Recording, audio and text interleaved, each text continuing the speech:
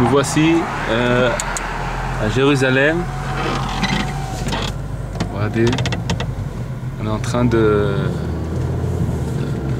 sortir du kever de Shmuel Hanavi avec Maître Mordechai. Lui-même. Dis-moi, Monsieur Mordechai, vous habitez toujours en Israël? Vous êtes né ici en Israël ou... Non, je ne suis pas né ici, non. Je suis né dans la cité provençale de Marseille. Ah ouais. Et j'ai eu la chance de faire ma aliyah il y a à peu près 10 ans. Qu'est-ce qui vous a poussé à venir en Israël? Eh bien, écoute, depuis que, même avant d'être religieux, en fait, j'ai toujours été attiré par Eretz Israël. J'avais déjà fait un voyage à l'âge de 8 ans et un peu plus tard, vers 18 ans. Et j'étais fasciné par Eretz Israël. C'est quelque chose qui me prenait au trip. J'étais fasciné par Eretz Israël, ce qu'on ressent là-bas. Et après, quand j'ai commencé à faire tchouva avec Rabbi Nachman, j'ai lu un peu ce qu'il racontait sur Eretz Israël. Ah, parce que Rabbi Nachman, il parle d'Eretz Israël. Énormément, oui. Et qui dit que c'est important de... Chaque juif doit habiter en Eretz Israël. Habiter ou se promener? Au moins le premier niveau, c'est au moins passer ses vacances, réserver ses vacances en Eretz Israël. Et peut-être qu'à force de passer ses vacances en Eretz Israël, il va avoir envie d'habiter. Mais il dit maintenant, il faut habiter telle qu'elle, avec la Israël telle qu'elle est maintenant. Ça veut dire pas parfaite, il faut le dire, parce que rien n'est parfait tant qu'il n'y aura pas le Mashiach et la construction du temple. On est en exil partout, même en Israël. Mais il faut savoir que l'exil qu'on vit ici, en Eretz Israël, il est autrement plus agréable que les autres exils du monde. Parce qu'ici on ressent la Kedusha, la Shrina. On dit que l'air d'Eretz Israël, il rend Chacham, il rend sage. Le ciel d'Eretz Israël, c'est pas le même.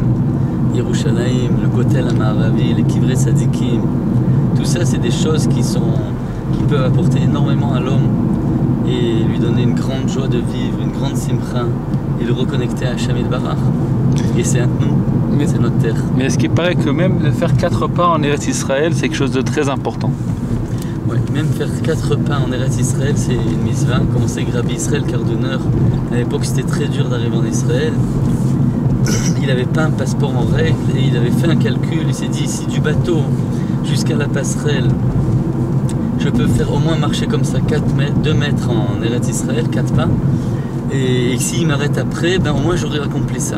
Et donc il avait fait tout un voyage, et tous les efforts qu'il fallait, rien que dans l'espoir ne serait-ce que de faire 2 mètres en Eretz Israël. Ah oui. Et Rabbi Nachman, il est arrivé aussi en Eretz Israël?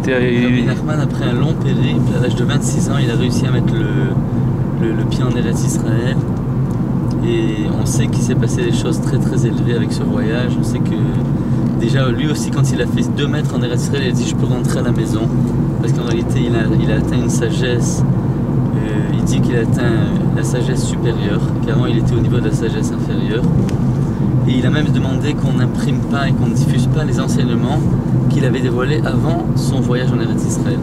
Et là, ça veut dire qu'il a beaucoup évolué rien que en venant en Eretz Israël. Il a évolué d'une telle manière, ne serait-ce qu'en mettant le pied en Eretz Israël. Il a dit au bout de 2 mètres, dans les 3 minutes, il pouvait rentrer chez lui. Il est resté après, il a visité les tzadikim de Galilée, de Tzfas, il a fait un petit... Mais il a atteint un niveau en fait à tel point qu'il avait honte de ses enseignements qu'il avait dévoilés avant son voyage. Bien que ce soit des enseignements qui sont extrêmement élevés, on peut en voir quelques-uns, et ben il avait honte de ses enseignements tellement le niveau qu'il avait atteint maintenant, il était... Ça veut dire que de venir en Eretz Israël, ça nous fait beaucoup évoluer dans la Kedusha.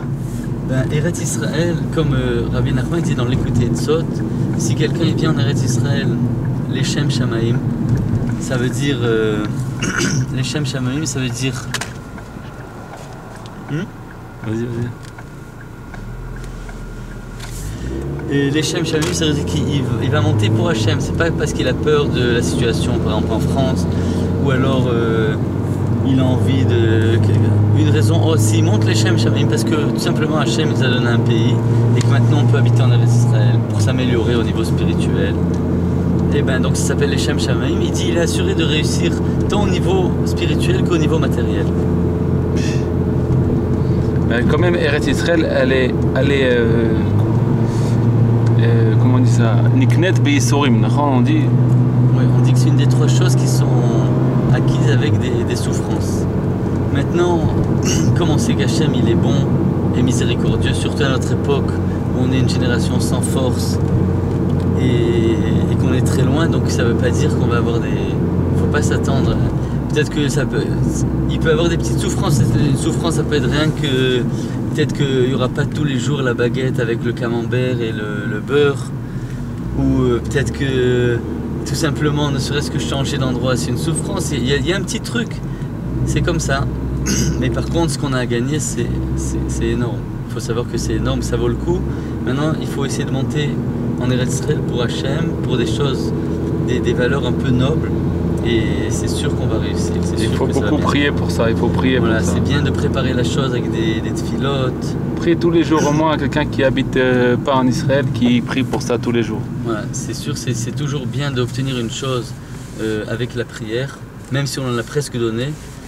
D'accompagner cette chose de prière, on va la recevoir avec beaucoup plus de kelim, d'ustensiles pour recevoir cette lumière qui est très forte d'Eretz Israël. Chazak ou Baruch. Borti.